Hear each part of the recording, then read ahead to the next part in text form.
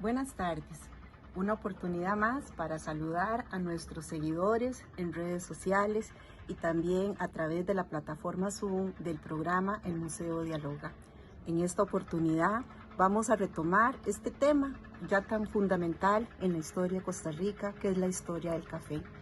Lo hacemos desde la cafetería Hojaldres, en las cercanías de la Universidad Nacional, y con una de las grandes estudiosas del consumo del café y de esa dimensión de la cultura del café, la doctora Patricia Vega.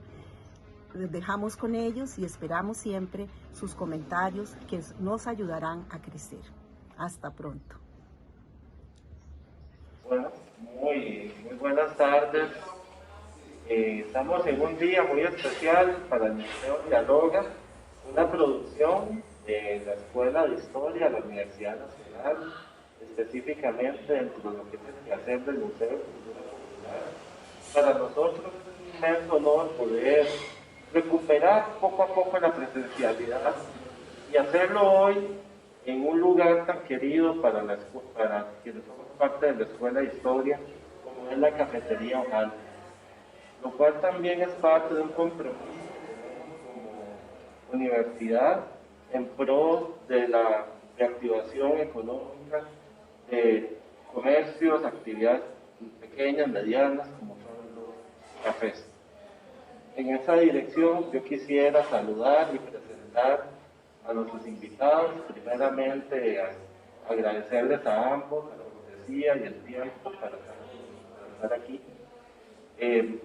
Quiero saludar a la doctora Patricia Vega, durante muchos años investigadora en el área de la comunicación, en el área de la historia, específicamente en todo lo que es la historia cultural.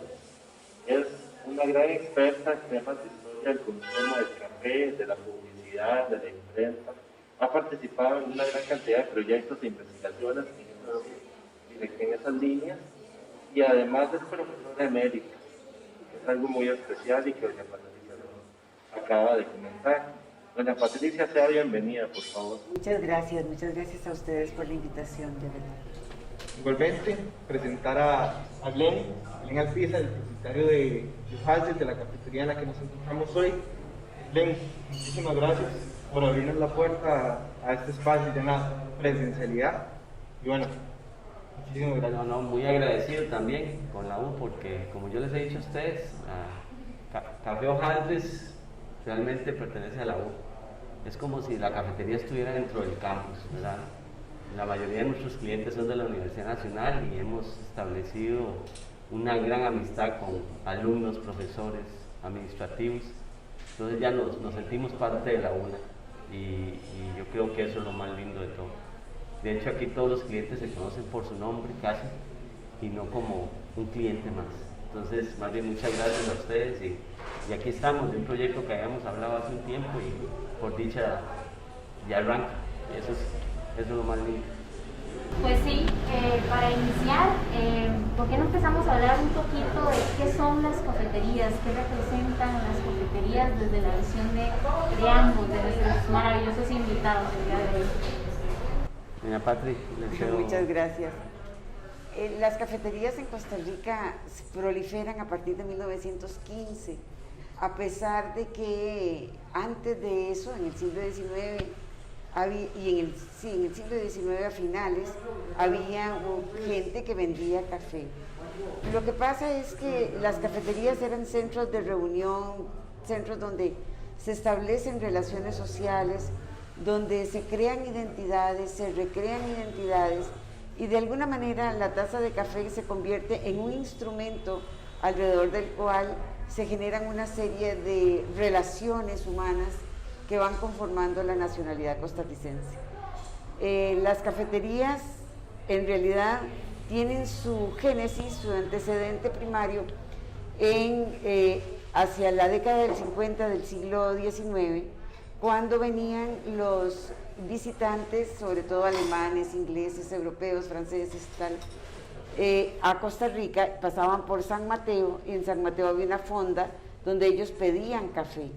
No era lo normal, en Costa Rica se tomaba agua dulce, no café, pero estos extranjeros venían pidiendo el café que ya de por sí había llegado a Europa hacía muchísimos años, varios siglos atrás, y habían proliferado sobre todo en Alemania, en Londres, en Inglaterra y en Italia, ¿verdad? Entonces ellos venían con su costumbre y de alguna manera esa fue una de las múltiples causas que condujo a un consumo de café y a la creación de cafeterías muy pronto en Costa Rica. Bueno, desde mi punto de vista voy a hablarlo más contemporáneamente, desde que realmente mi ámbito fue telecomunicaciones y hace unos 8 o 9 años ingresé al mundo de las bebidas y alimentos y abrí la cafetería y me fui dando cuenta de la sociabilidad que hay en una cafetería. Principalmente voy a hablar de mi experiencia con entorno como la U, por ejemplo. Hay cosas curiosísimas porque puedes ver N cantidad de grupos sociales. Desde que el muchacho con el que hablas de rock o hablas, el profesor que hablas de economía, de finanzas, de historia como los muchachos, de sociología, de deporte, y todos son como muy diferentes. Y entonces yo aprendo de todos un poco, ¿verdad? Transmito un poco de conocimiento y al mismo tiempo adquiero conocimiento. Y sí creo que la cafetería ha perdido un poco lo que habla doña Patri y lo que para mí significa. La cafetería es un cafecito con repostería y una tertulia. Hay muchos lugares que llaman cafetería, pero al final termina siendo un restaurante. Entonces, ahí yo creo que por una necesidad operativa y de negocio, pero realmente la cafetería Hojaldres tiene eso, que es repostería y café. Y los comensales, como son la mayoría de la U, entonces hay una gran variedad de temas. Y sí, aquí se reúnen para hablar de algún proyecto, de algo que vayan a proyectar, y no lo hacen en la oficina, sino que prefieren salir de su oficina y venir a Hojaldres, principalmente. Yo hablo de Hojaldres por la cafetería, y compartir y hacer todo el estudio aquí de su proyecto o las mismas clases. Antes, digamos, el comportamiento, antes de ir a clases pasan por el café y su repostería antes de ingresar a clases. Entonces sí, para mí eso es lo que representa, esa unión de las personas, la sociabilidad y lo que representa. Es más, con el café se generan ideas. Eso es lo mío, ¿verdad? Exacto. Si me permiten, es que me acordé de un detalle ahora oyendo a Glenn. En Costa Rica las cafeterías eran diferenciadas socialmente. O sea, existían cafetines para el pueblo, donde se tomaba el café en jícara, en jarro de lata, y se acompañaba con totoposte o con bizcocho hecho de maíz. Mientras que habían otras cafeterías como la de doña Caraciola Ocaña, que estaba muy cerca del Teatro Nacional en el 1897, y la gente tenía como costumbre salir del teatro e ir a la cafetería de la señora esta española, donde se tomaban un café muy fuerte, chiquito, miqueta le llamaban, y ellos se tomaban esto con una repostería muy fina que ella elaboraba o que tenía quien le ayudara a elaborar. Entonces había una diferenciación clarísima. O en el Hotel Costa Rica, por ejemplo, ponían una botella de salsa inglesa en el centro, llena de tinta de café. Entonces a la gente lo que le llevaban era un vaso, una taza con agua caliente hirviendo, y ponían la cantidad de café que querían, que esa es una forma muy diferente de hacer esto. No, que bien comentado ahora que sí, o sea, yo creo que muchos de los proyectos que nacen vienen aquí a las cafeterías, ¿verdad? Y yo creo que igualmente este proyecto hoy día se fundó, o lo iniciamos aquí hablando, ¿verdad? En el café. Entonces sí recalcar eso de que muchos proyectos se dan aquí en los cafés. El café es un sitio donde realmente no solo hay intercambio de ideas, sino, vos lo acabas de decir, donde surgen ideas, precisamente a través del diálogo de estas personas, ¿verdad? ¿Cómo se produce, doña Patricia, históricamente ese ligame café-universidad? ¿Cómo es que se gesta? ¿Cómo es que madura? En realidad los primeros datos que hay y que relacionan intelectualidad con café no son en Costa Rica, sino en Londres, por ejemplo, o en Francia, donde, por ejemplo, Rousseau, Montesquieu, Diderot, etcétera, se reunían en cafés y discutían ideas, y ellos eran profesores de universidades o de sitios, ¿verdad? Y de alguna manera eso conducía a que alrededor de la taza de café se hablara, se discutiera, se pensara en colectivo. Quizá una de las razones, estaba leyendo hace pocos días, que el café se ha vuelto la primera bebida después del agua en el mundo, ¿verdad? Y sobre todo en Finlandia, Noruega, los países bálticos, toman exageradas cantidades de café, pero porque de verdad que reactiva, despierta y permite pensar con más fluidez, siempre sin excesos. El exceso, por supuesto, que conduce a una pérdida más bien, pero en este caso el café es un estimulante, de alguna manera, muy suave, pero un estimulante al fin. Ahora que doña Patricia hablaba de que el café genera ideas también, ¿cómo nace Hojaldres? ¿Cómo nace esa idea de tener una cafetería y tenerla aquí cerca de la U? ¿Cómo surgió eso?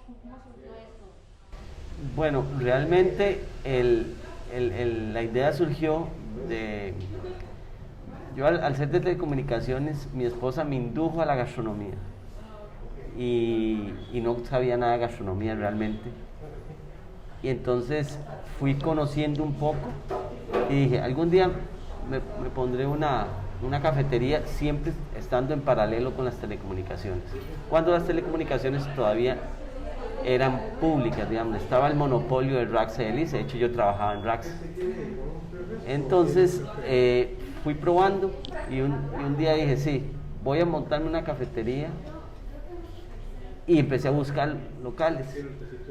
Y nunca pensé en la U propiamente, sino que lo primero que vi fue el local, y este local está interesante, porque empecé a ver transitividad de alumnos, ¿verdad? Y como lo mío era repostería y no tanto platos fuertes o lo que le llamamos casados y eso, sino que yo quería enfocarme a repostería, tomé el riesgo de poner el negocito, y la verdad es que desde el primer día fue exitoso, parece mentira.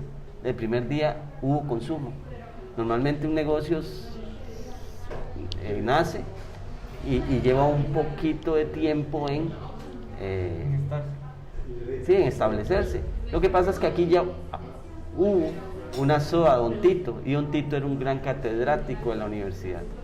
Entonces ya más bien como que hacía falta que hubiese algo porque estaba cerrado, ¿verdad? Entonces la gente al principio es interesantísimo porque confundía el café Hojaldres con Don Tito. Entonces cuando venían los primer año, pongámosle, los mismos catedráticos, alumnos, estamos donde Don Tito, no estaban en Hojaldres ellos, ¿verdad?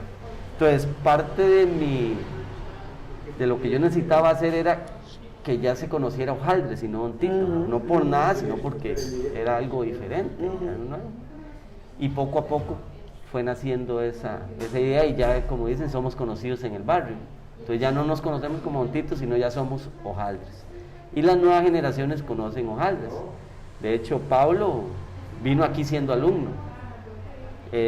Mariana y Gustavo, que ya están por terminar sus carreras, por así decirlo, empezaron en Hojaldres como alumnos. Y es interesantísimo y lindísimo porque hay generaciones antes de ellos que ya están haciendo su mundo social y están en su mundo laboral fuera de la universidad y el entorno de Heredia. Pero cuando vienen a la Universidad Nacional a hacer algún tipo de trámite o Heredia, tienen que pasar por Hojaldres. Y nos acordamos y hablamos, y a veces se me queda ahí como pegado el nombre, y yo, ay, mira, ya me acuerdo de ustedes, ¿verdad? Entonces eso fue más que todo como y parte de una prueba. Tampoco, nunca tuve claro al principio lo que iba a hacer, ¿verdad? Sino con el tiempo el negocio va agarrando vida propia, pero sí siempre sobre el entorno de café y de repostería. Y antes de sí llevé ahí como una investigación de café, ¿verdad? Y todavía el café no era tan popular entre los jóvenes lo que uno creía, pero me he dado cuenta que los jóvenes toman café, que es algo que creemos que no. Yo no sé, doña Patri, si a través de la historia ha visto algo ahí en cambio de comportamiento de consumo con las nuevas generaciones en el café. En Costa Rica sí. O sea, una de las cosas que más impresiona es que de los países productores de café, Costa Rica es, después de Brasil, el que más café toma, siendo productor, no solamente consumidor, como Finlandia y Noruega y esto que les acabo de contar. En Costa Rica no. Lo que pasa es que si los jóvenes toman o no toman café es muy relativo, porque cambia dependiendo de los contextos. En algún momento se dijo que el café era malo para los niños y se les quitó, pero a finales del siglo XIX era muy común que en el biberón se les pusiera café con leche o café con agua dulce. Que eso es otra cosa. El café en Costa Rica siempre se ligó a la bebida principal, que era el agua dulce. Entonces la gente lo que hacía al inicio era que calentaba agua con panela de dulce, y una vez que tenían el dulce hecho, con esto chorreaban el café. Entonces era un café muy dulce y muy fuerte. Y después, bueno, vinieron todas las adulteraciones para ganar más dinero. Y recuerdo que los refactores ganaban un 300%, tenían un 300% de ganancia, por ejemplo, porque le echaban cáscara de maíz, sangre de toro, cáscara de maní, o sea, una enorme cantidad de cosas que se pararon con la ley de 1920 de salubridad pública. Pero en última instancia, si los chicos, los jóvenes tomaban o no café, yo pensaría que si tomaban el agua dulce con café, se los daban. O sea, el café era parte de eso. Después, acordate que el café en Costa Rica marca los ritmos diarios. Se despierta con café. Se toma a media mañana un café que se relaciona con el descanso, con el break. Luego se toma después del almuerzo como un digestivo. Y en la tarde es casi que obligatorio tomar el café de la tarde, aunque sea una taza pequeña, acompañada con algo muy rápido. Pero marca los ritmos, o sea, desde levantarse, el descanso y el sueño, todo lo marca el café. Entonces, Patri, podríamos decir que la costumbre, porque yo también y ustedes, no sé, de ponerle azúcar al café se debe a eso. En parte, de lo que es estás multicausal, comentando. pero en parte es eso, claro que sí. Y como el café era tan adulterado, era muy ácido, Muy entonces amargo, se necesitaba ponerle azúcar. Pero entre más puro es el café, menos necesidad de azúcar tiene. Totalmente, de acuerdo. Sí. Y en Costa Rica, en realidad, el mejor café se empezó a tomar después de la Segunda Guerra Mundial, o más bien en el periodo del 14 al 18, que fue la primera gran guerra, y luego en el periodo de la posguerra, la de crisis del 30, no compraban el café de Costa Rica en Europa. Europa estaba muriendo, estaba en crisis, no tenía posibilidad de comprar nada. Y menos nuestros principales mercados como era Alemania o Inglaterra. Entonces, ¿qué pasó? Que como no se podía exportar el café, entonces se vendió en el mercado interno café de buena calidad. Y eso hizo que la gente dijera, un momento, este no es el café que yo he tomado siempre. Este es un café mucho mejor y además accesible.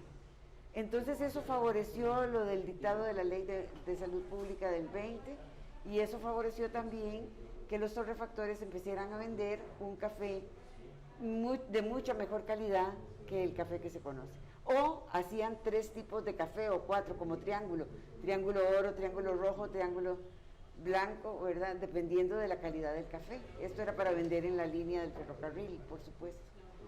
Profesora, y usted mencionaba ahora esto de que tomábamos café, agua dulce o una combinación, porque digamos, en la casa de mis abuelos nunca se tomó café a la tarde, se tomaba agua dulce. ¿Ves? Entonces, más o menos, ¿cuándo fue que a grandes rasgos la población empezó a cambiar el agua dulce por el café? Acuérdate que casi en todas las casas había una panela a principios del siglo XIX y había un trapiche y la gente tenía acceso a él. O sea, vos consumís a las cosas con las que tenés más acceso. Hablaba con Glenn hace un minuto que una de las cosas que más cambia y que más muta es la comida, porque depende de tu creatividad, de la creatividad de Mariana.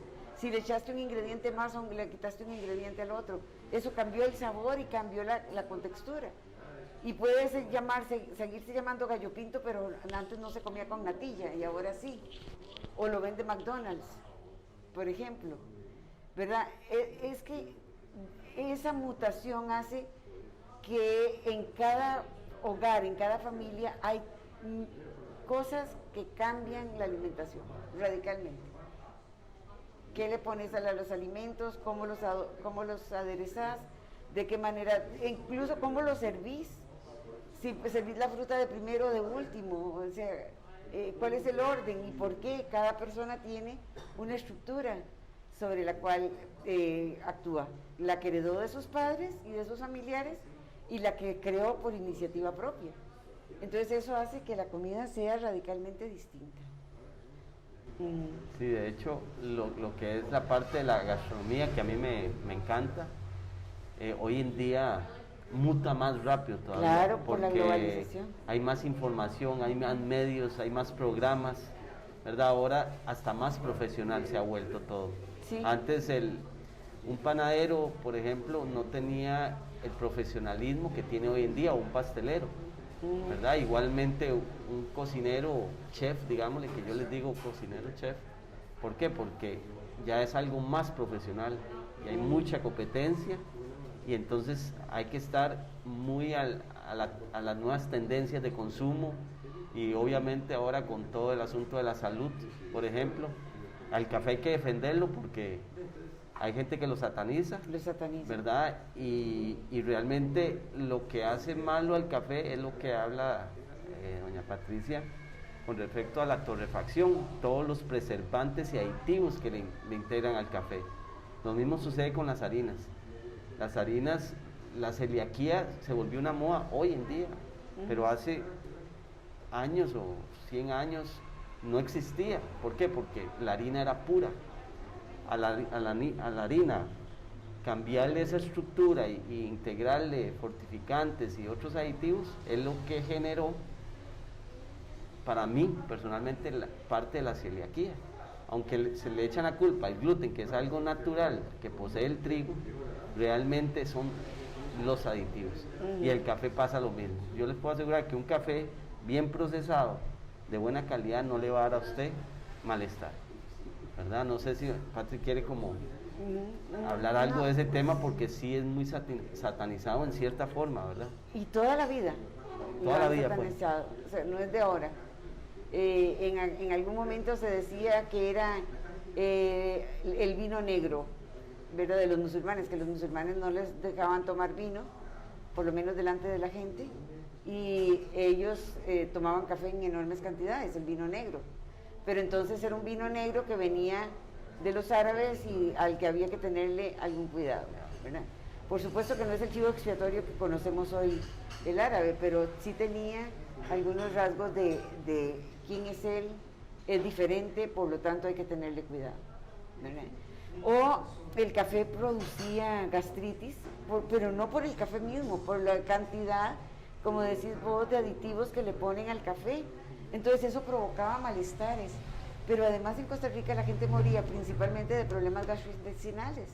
Entonces era probable que tuviera problemas adicionales que el café no le favorecía, pero no era que el café se los producía, sino que ya tenían la enfermedad. O los problemas de cólera, digamos, el cólera como una epidemia en Costa Rica, que se manejó siempre como una cosa aislada, cuando en realidad era una cosa muy preocupante en la población y que quedó por mucho tiempo. Y que el café probablemente no haría nada bien a una persona con cólera, ¿verdad? Gastroenteritis. Viendo el tema de la socialización, ¿verdad? Y recordando un poco lo que en una entrevista doña Patricia nos comentó, ¿verdad? Sobre que el café crea horarios, que el café ingresa en espacios laborales, universitarios, labios, ¿verdad? Y recordarlo también que hoy en día incluso hay personas que dicen, vamos por un café o vamos a la cafetería y tal vez no toma café. Exacto. ¿Cuál es la magia del café en términos de Es que el café es lo que simboliza. Es un símbolo de unión y de reunión. Y además es un símbolo de reunión de los ticos. O sea, Costa Rica y café se ha relacionado siempre. Costa Rica fue conocida en el mundo por su café. Y ya no era el café de Chile cuando nos cambiaban el nombre, ¿verdad? Sino que en algún momento fuimos café de Costa Rica y la gente te relaciona. O sea, todavía hoy vas a cualquier sitio y te dicen, Costa Rica, qué buen café hacen Costa Rica, ¿verdad? El café de Costa Rica nos identifica de alguna manera. Entonces, ¿qué simboliza el café? El café simboliza Costa Rica, simboliza lo que yo siento, lo que percibo. Y bueno, creo que fue en diciembre del 18 o del 20, que se considera el café como uno de los símbolos patrios. En el 20, fue en diciembre del 20, ¿verdad? Ajá. Pero no el consumo, sino la producción, comercialización de café, exportación de café. Pero el consumo es, yo creo, una parte fundamental para poder entender el proceso de desarrollo del café. Si no, ¿qué sentido tiene si nosotros solo somos... Claro, el café nos dio todo, era el grano de oro, pero nosotros ingeríamos el grano de oro. ¿Qué significa ingerir el grano de oro? Significa ser tico, significa ser costarricense, significa que vos y yo nos identificamos por una bandera común, por un escudo común, por una bebida común, que es el café. Por ejemplo, Costa Rica no tiene una comida propia, o sea, una comida que forme parte del panteón de signos de identidad. Pero en el imaginario colectivo hay una encuesta que hicieron hace unos años, le preguntaban a la gente cuál es la comida preferida, la comida de Costa Rica, la que identifica a Costa Rica, inmediatamente la gente decía gallo pinto. Gallo pinto. Y el gallo pinto, efectivamente, probablemente nos identifica a nosotros tanto como a los nicaragüenses, que no hay conflicto, o sea, finalmente se trasladó por un espacio de fronteras que las fronteras no existen, son ficticias. Entonces, de alguna manera, el hecho de tener el café como bebida nacional es eso, es lo que identifica el ser costarricense. Doña Patricia, y hablando del consumo a nivel familiar y el consumo a nivel de cafetería, y creo que Glenn también puede hablarnos un poco de eso, ¿qué diferencia hay de que yo me tome, por ejemplo, un café en mi casa, a que yo tenga todo este acto de venir a tomar un café con ustedes? Una pregunta fundamental, de hecho. Creo que en mi libro del café dediqué un capítulo al espacio público y otro al espacio privado, precisamente porque el espacio privado de la ingesta del café es diferente, muy diferente al que se da en el espacio público, porque es la reunión familiar alrededor de la mesa. No digo que no hay conflicto alrededor de la mesa, o sea, negar la conflictividad sería una irracionalidad, pero si lo queremos ver en términos macro, es el sitio alrededor del cual vos te sentás con la taza de café a conversar con tus iguales, con tu familia, en forma directa. En el espacio privado se tomaba café en los bautizos, se tomaba café en cantidades en los rezos, se tomaba café en los funerales, se tomaba café en los matrimonios. O sea, en el espacio privado el café siempre estaba presente. En el espacio público es socializar con iguales pero diferentes, no con mi mismidad, que es mi familia, sino con la otredad, que son nosotros. Y cómo esa relación de otros conmigo puede conducir a una forma de consumo distinto. Café Hojaldres, pastelería y repostería de autor. Estamos ubicados en Heredia, 25 metros al oeste de la Universidad Nacional. Los esperamos. Bueno, yo lo que veo por acá, lo privado con lo público es como hablamos. En las cafeterías nos reunimos con amigos, con compañeros de trabajo, con compañeros de proyecto, se generan ideas, mientras que en la casa es más rápido, es como tomarse el café y uno sale corriendo, ¿verdad? No hay tanta sociabilidad familiar. O sea, el café no gastas tanto tiempo tertuleando en tu casa. Experiencia, digamos, todos en la mañana nos tomamos un café y nos vamos rápido, ¿verdad? A cambio aquí podemos durar 1 o 2 horas. Aquí yo he tenido mesas que han pasado 4 o 5 horas con 2 cafés, ¿verdad? Y vea que nosotros estamos aquí en el café, no hemos probado este café, pero nos sentimos acompañados.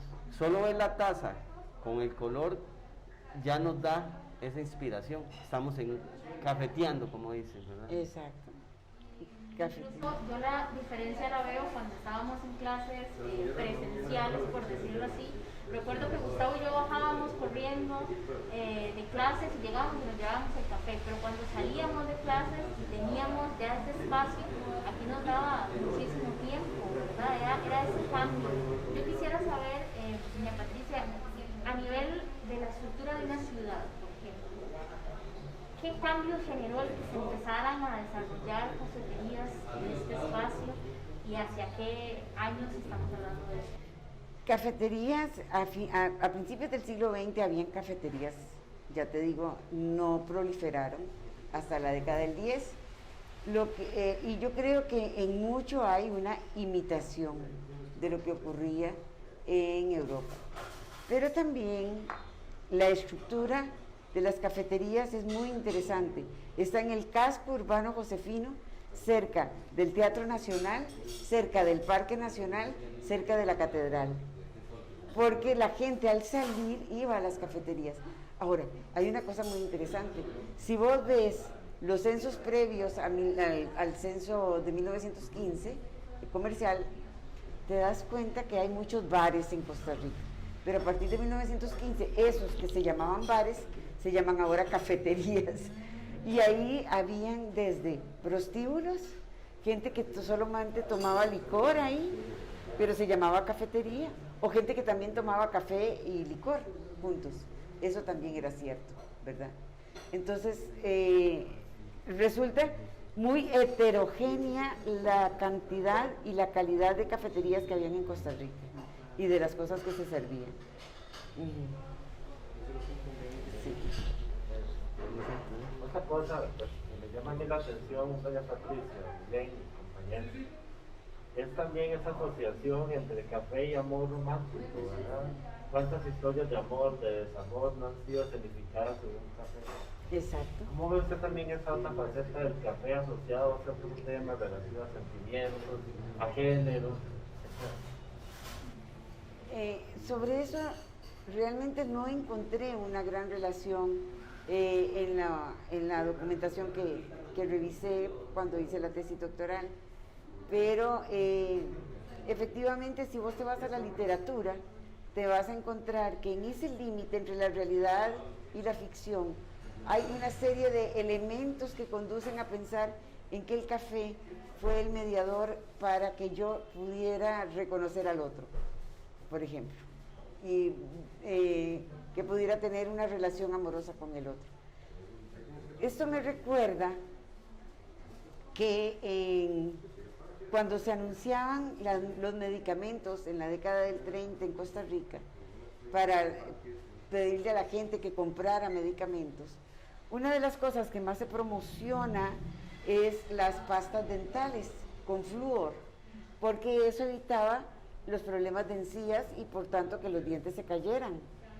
Y esta gente lo ponía en forma de caricatura diciendo, si esta persona, esta mujer era rechazada por todos, y entonces veías a alguien abatido en una caricatura porque tiene mal aliento y entonces no la quieren aceptar en ningún grupo.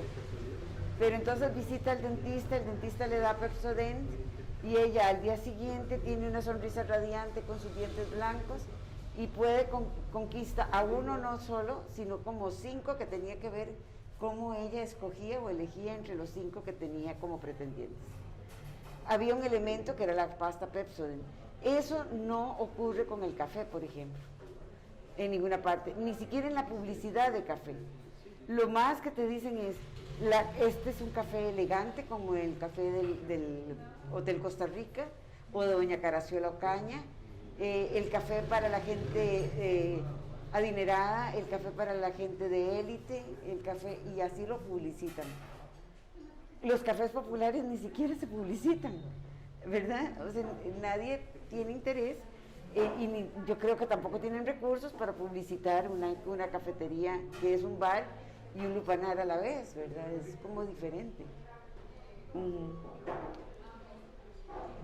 Y digamos, ahora que estamos hablando sobre esta diferenciación entre un café y otro, aquí Hojaldres, ¿cómo ha visto tal vez la evolución de toda esta calle, casi que frente a la U?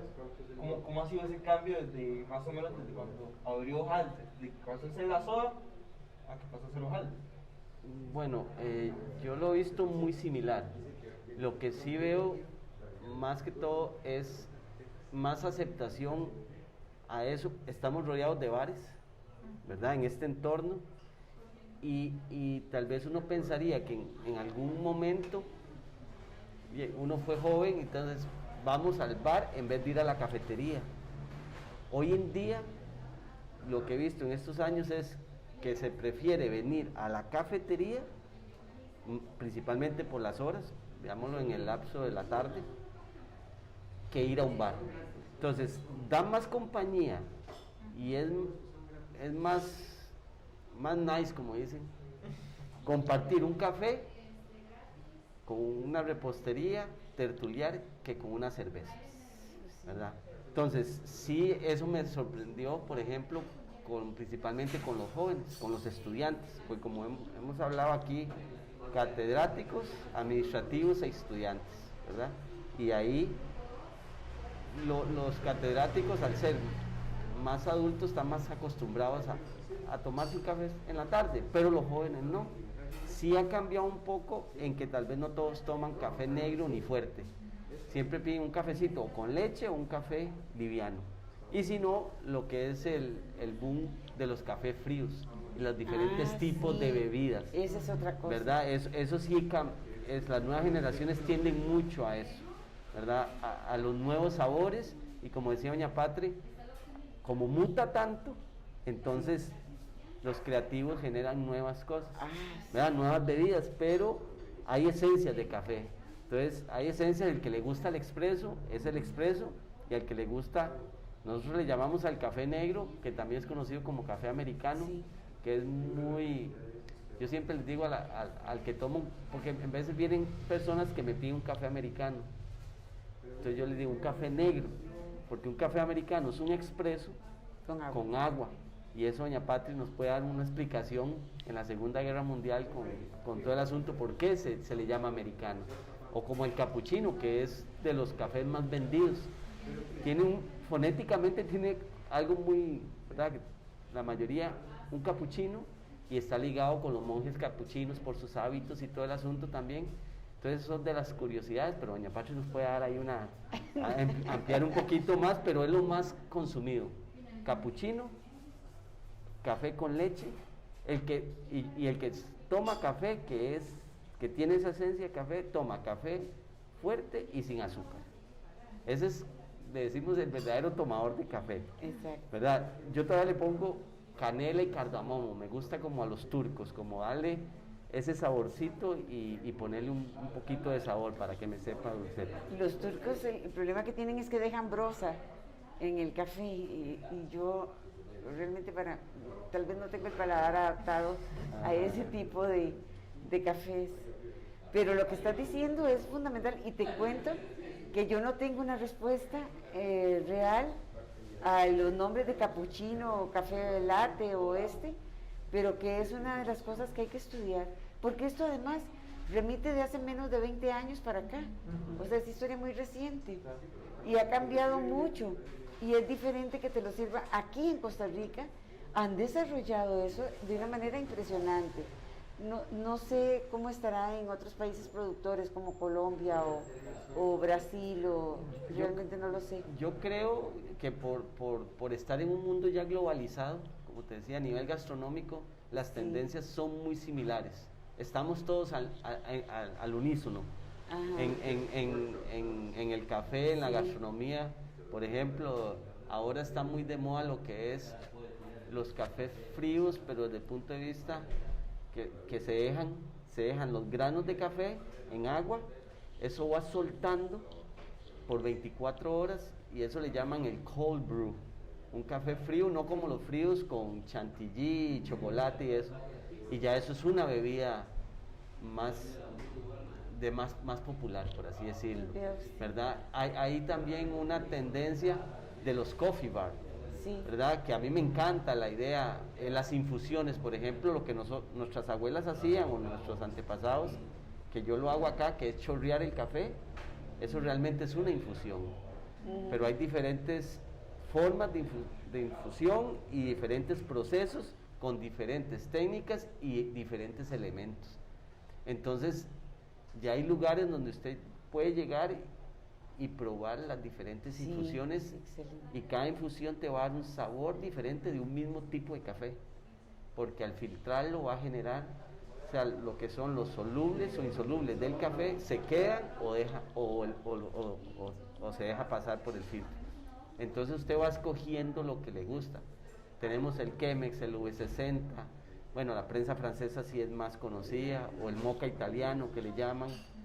También está la bandiola, que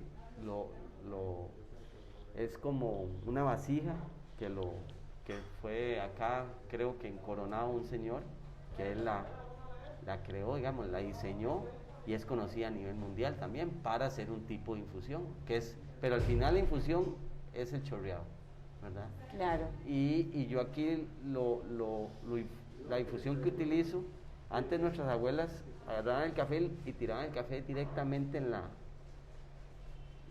la tela, digamos, en el filtro, en el chorreador que le llamamos, y ahí vertían el agua. Yo primero dejo que el café se mezcle con el agua caliente para que suelte todas las propiedades, y después lo paso por el chorreador. Interesante. Y eso se hace poco, pero es como un híbrido entre el chorreado con las infusiones que hay hoy en día. Pero sí hay muchas tendencias, y todos los días hay nuevas bebidas, alguien que inventó un nuevo aparato que hacen todo un estudio ahí, la fusión, y los catadores empiezan a certificarlo, por así decirlo, ¿verdad? Pero eso es muy interesante porque hay todo un mundo de café que aquí todavía no se ha, porque para terminar con el tema en ese sentido, de 10 personas, uno me pide un expreso y las demás piden el café chorreado, ¿verdad? Yo tengo máquina y tal vez utilizo más el chorreador que la máquina propiamente de café, solamente cuando pide un capuchino o algo así, pero la esencia del café negro es chorreado, y al tico le encanta, le trae alguna memoria gustativa o de antepasado, y al final cuando ven que es chorreado sienten más emoción. Sí, ciertamente. Atrae el café chorreado. El café chorreado atrae mucho. Muy interesante. Hace recordar la época de los abuelos. A mí me recuerda mucho a mi abuela cuando nos recibía y era chorreando café, ¿verdad? Sí. Y bueno, ya nos vamos acercando al cierre del espacio, ¿verdad? Quisiera, no sé, tal vez Mariana, Gustavo, si tienen alguna Yo sí tenía una consulta. Ahorita con la pandemia, se nos fue a hablar de la pandemia, ¿cómo ha sido esa transformación para el café aquí, ¿verdad? Para el espacio. Migrar hacia esa nueva normalidad que llaman, ¿verdad? ¿Cómo ha sido la venida del público? ¿La venida a tomar café? Bueno, obviamente los primeros meses han sido muy duros. Ahorita que volvimos a reabrir, volvemos a esa misma sociabilidad, más bien a lo que lo hace a uno despejarse del ambiente, de la casa. Como hubo mucha virtualidad a nivel laboral, los clientes que vienen dicen: Glenn, ¿cómo me hacía falta llegar aquí y tomarme un café? Porque no es lo mismo tomarse un café en la casa que tomárselo en el exterior. Exacto. Y como parte de su cotidianidad, ¿verdad?, de lo habitual. Ellos estaban en la oficina, 3 de la tarde, salían, venían a Hojaldre a tomarse su café. Eso lo extrañan, eso les genera un poco de nostalgia, y cuando logran hacerlo y pueden venir a la universidad, que ya el comportamiento de consumo ha cambiado mucho, lo disfrutan mucho más.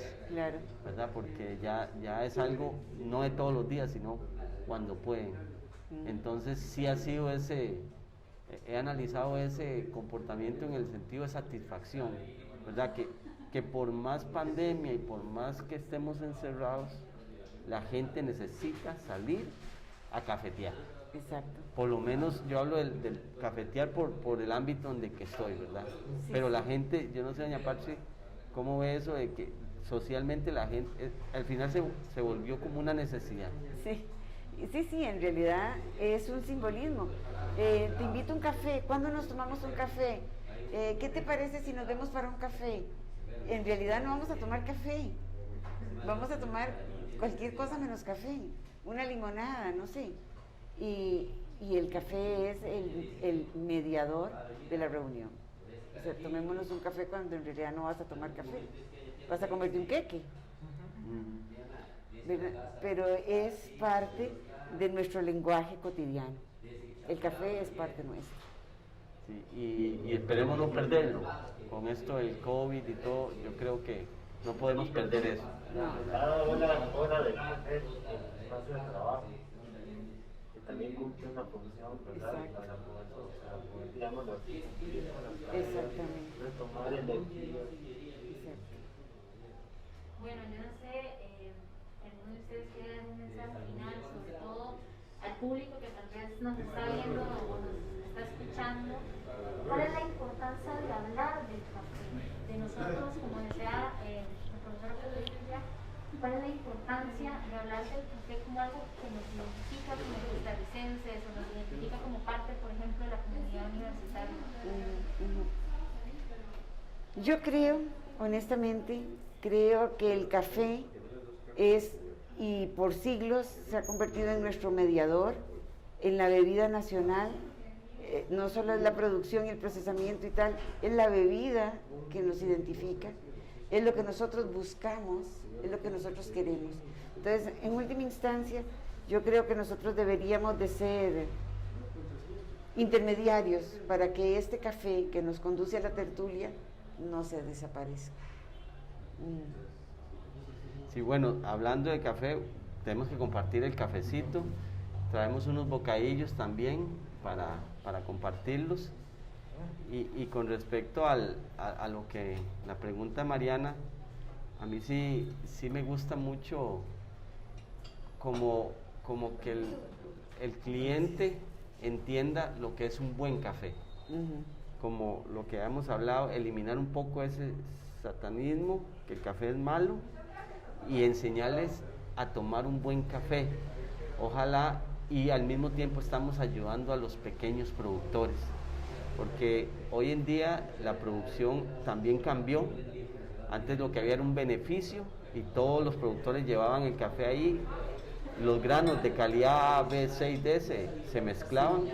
Hoy en día ya existen los microbeneficios donde las nuevas generaciones en el encadenamiento han podido no solo cosechar el café, sino también tostear y también hacer mercadeo del café y hacer toda la línea de encadenamiento. Pero nos falta un poquito más de poder entender más de calidades de café, poder saborearlo y darnos cuenta qué café es bueno o qué café es malo. ¿Por qué? Porque entre más café de calidad consumamos, vamos a entender de que no es tan malo, y obviamente todo en exceso, ¿verdad?, no es bueno para la salud, pero y volvemos a reencontrarnos con esa esencia nuestra, que es el café.